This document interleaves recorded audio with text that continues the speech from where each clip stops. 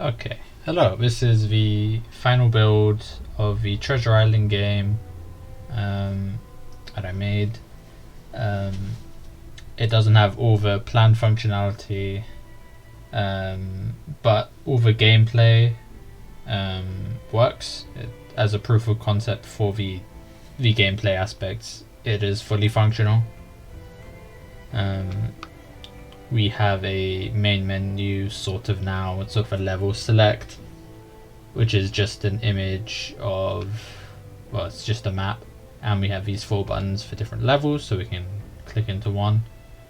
I'm capturing my mouse, hopefully to make it easier to see or display information.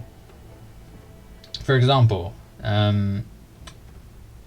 when I dig into this square, it will cost 3 energy.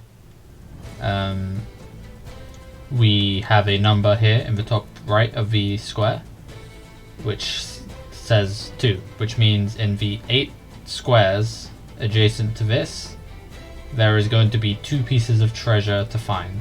Not 2 pieces of treasure that haven't been found, but there are 2 there. So if we dig one up, then the number isn't going to change. So we have energy, we also have money here at the top, which is just a running tally of the value of the things that we found. This chest is for our inventory, or display the items we dig up. And yeah, we have to find as much value as possible. When the map is created, the treasure is randomly spread out through the level. So one level will always be like different. So there we picked up an item, we can see that here. There are different tiers of items: bronze, silver, gold. There are different types of items: coins, crowns, and goblets, which all have their different values and different percent spawn rates. In total, a bronze item will have a 70% spawn rate, a silver item 25%, and a gold item 5%. So here we can see that we have dug up a treasure, and there is a slightly different sprite to indicate to the player that a treasure has been dug up in this area. This is important so that the number, you can always keep track of how many treasures have been dug up, since the number won't go down every time you do dig up something. So if you didn't know like where the treasures were already found, these numbers wouldn't mean anything. So there we can find another. Now, because this 2 can see like these, we have a 2 in this square, and there are 2 treasures already found here. That means that these squares here are completely free of any treasure, so it's no use checking them at all. So if we keep going, we can find treasures and whatnot.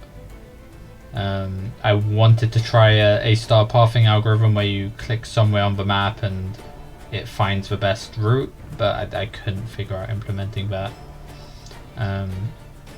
So I just went tile at a time, which is fine. The main issue with movement was I wanted to make it such that it was precise. So since moving and digging costs a resource, that it wouldn't drain that resource without the player's express sort of permission, I guess. There's a better word for that, but yeah. Here I'll try and walk down into this tree, see that I can't because it's a wall and that won't drain any energy. And we can see the stuff that we've got from here. So I'm going to go back to the map, and I'm going to try level 2. And here we'll notice that we have a bit of new UI, which is the hint. This will give us a riddle to find a special piece of treasure, sort of in your Sea of Thieves style. So we'll read it. On eastmost ruins, head due south, past Golden Shore and Water's Mouth.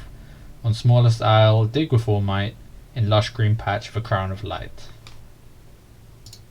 So it's telling us first of all to go east to find a ruin of some sort, and here we'll find this pillar, which is the only thing east which it looks man-made. So head due south from there, and on smallest isle, dig with all might in a lush green patch for crown of light. The real location of this is right in the middle of all the plants, but it's on a sand tile, which is the twist, I guess.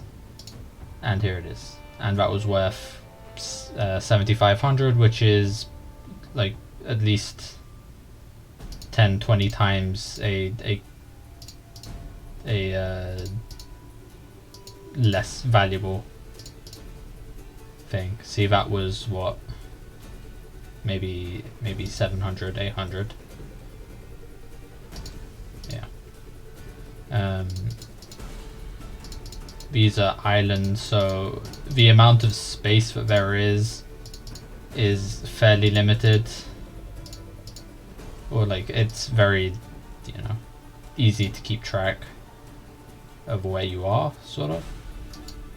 But for the next level, you'll go to here. It's more of a beach. If we're gonna look at our hint, the unsport beach where blue waves crash. Find patch of palm and dewy stash. Pillar, south pillar. Find jungle and crouch. Through secret path, the crystal gem pouch.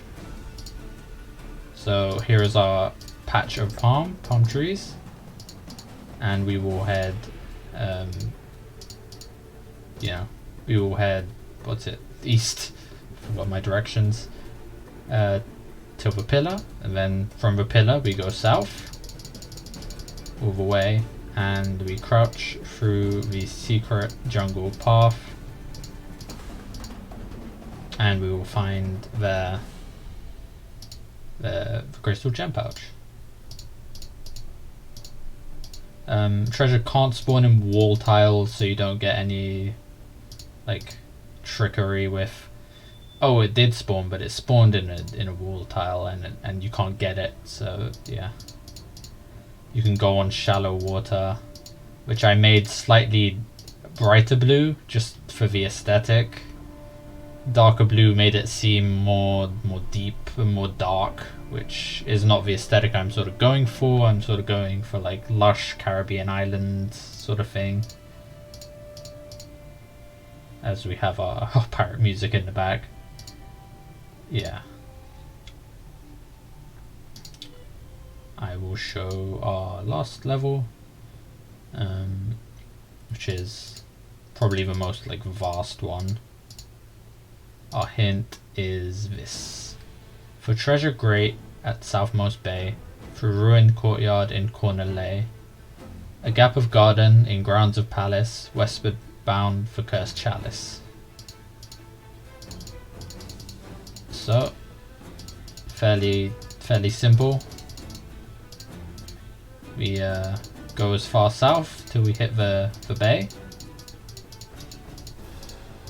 And a bit of exploring will find you this sort of courtyardy area, and then in gap of garden in the corner. So we find a corner with a gap. Yep, and westward bound for cursed chalice, and it's just right here.